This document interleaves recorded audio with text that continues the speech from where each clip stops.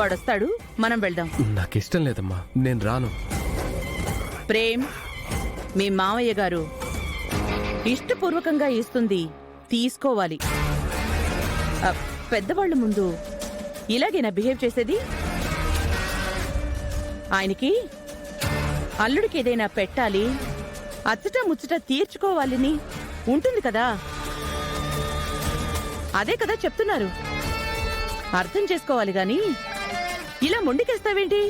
అమ్మా, నువ్వింకేం మాట్లాడుకో, మేము మాట్లాడుకుంటాం. నువ్వు సైలెంట్ గా రా. అమ్మా, అది ఈ అమ్మ మాట కాదనుకున్నానా?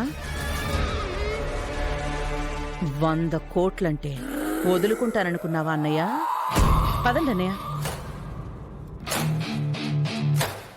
మీ మొత్తం సామ్రాజ్యానికి నా అల్లుణ్ణి అధిపతిని చేయడానికి ఇది చిన్న ఎర్ర చెల్లెమ్మ. పడ్డావు. రండి అల్లుడు గారు. వద్దన్న అమ్మ వినట్లేదు. సడన్ గా 100 కోట్ల ఆస్తి నా పేరు మీద ఎందుకు రాస్తున్నారు? ఇది ఎక్కడికి దారి తీస్తుందో ఏంటో. ప్రేమ్, రావేంట్రా?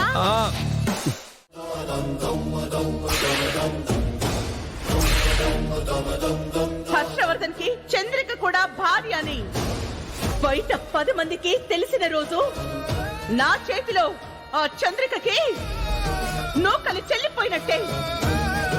బ్రదర్స్ ఇద్దరికి 50-50 వీళ్ళు నమ్మరాసండి.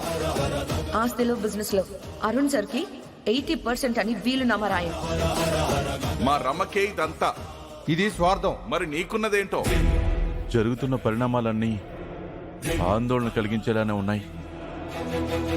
నాకేమన్నా అయితే, నేనంటూ లేకపోతే చంద్రికి అన్యాయం అయిపోతుంది. తన కోసం ఈ రోజే నిర్ణయం తీసుకోవాలి, ఈ రోజే అయిపోవాలి. చేస్తాను.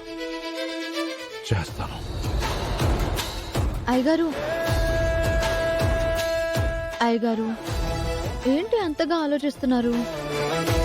మీరేమీ ఆలోచించకూడదని చెప్పాను కదా అయ్యగారు. ప్రశాంతంగా ఉండండి అయ్యగారు. రేపటి నుంచే మెడిటేషన్ మొదలు పెడదాం.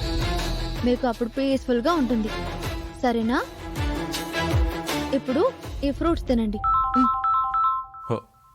ఒక్క నిమిషం అమ్మా. చెప్పండి రమేష్ గారు. సార్, ఆఫీసులో బోర్డు మెంబర్స్ అందరూ మీటింగ్ పెట్టారు సార్. ఇమీడియట్ గా అందరు రావాలని స్పెషల్ రిక్వెస్ట్ చేశారు. ఎవరు? మీ పెద్ద కొడుకు, పెద్ద కోడలు సార్.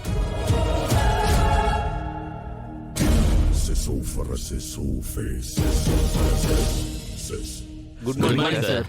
Good morning. కూర్చోండి. నోను, ఇప్పుడు నెస్తరీ ఏం లేదు. ఎవరు వెళ్ళకండి. అందరూ మీటింగ్ అటెండ్ అవ్వడానికి వెళ్ళిపోయారు సార్.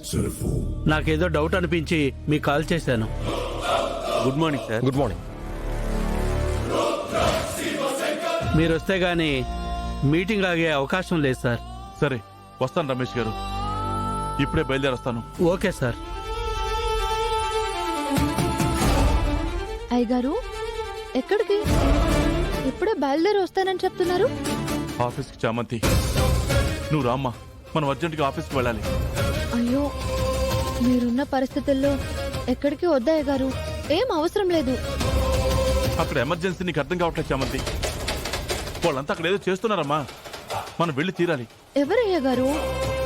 ఇంకెవరమ్మా? ఆ అరుణ్, రోజా. ఆలస్యం చేయకూడదమ్మా చామంతి. సార్, అబ్బాయి పేరు మీదకి ప్రాపర్టీ షిఫ్ట్ చేయండి. అలాగే సార్. అమ్మా ప్లీజ్ అమ్మా, నాకిది కరెక్ట్ కాదనిపిస్తుంది. నాకసలు ఇది ఇష్టం లేదు. నా పేరు మీద ఏం వద్దమ్మా. అర్థం చేసుకోండి అంకుల్, వద్దు.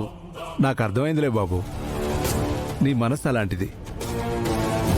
ఎవరైనా సరే ఆస్తి సంపద కావాలని కోరుకుంటారు. మేము ఇస్తున్నా సరే వద్దనే స్వభావం మీది. ఇలాంటి నా అల్లుడికి ఇంకా ఎన్నో ఇవ్వాలని ప్రేమ కలుగుతుంది. మీకిస్తే మా అమ్మాయికి ఇచ్చినట్టే కదా. అలా తీసుకోండి బాబు. పెళ్లి కాకుండా ఇవన్నీ ఏంటండి?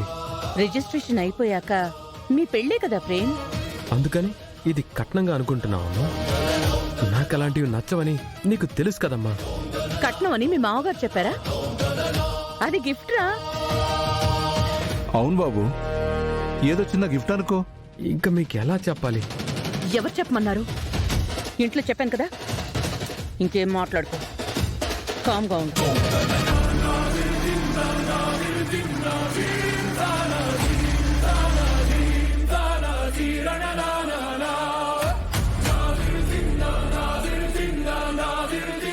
అయ్యగారు, మనం వచ్చినప్పుడు అమ్మగారు ఇంట్లో లేరు.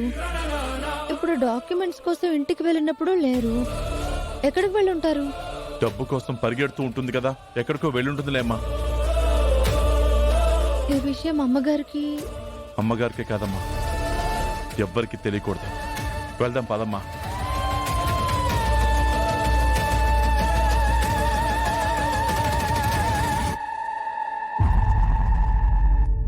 చామంతి,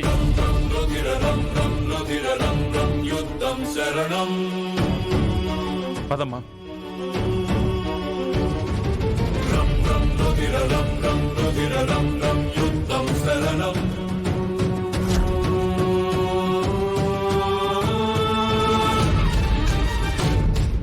చెల్లెమ్మా, నీకు బయటికెళ్ళే పనేం లేదు కదమ్మా? లేదన్నయ్యా, కొంచెం టైం పడుతుందమ్మా. పర్లేదన్నయ్యా, ఏం కంగారు లేదు. ఎందుకుంటుంది? 100 కోట్లు వస్తుంటే నాకు కదా నొప్పి. నాకేం పనుంది 100 కోట్లు వస్తుంటే?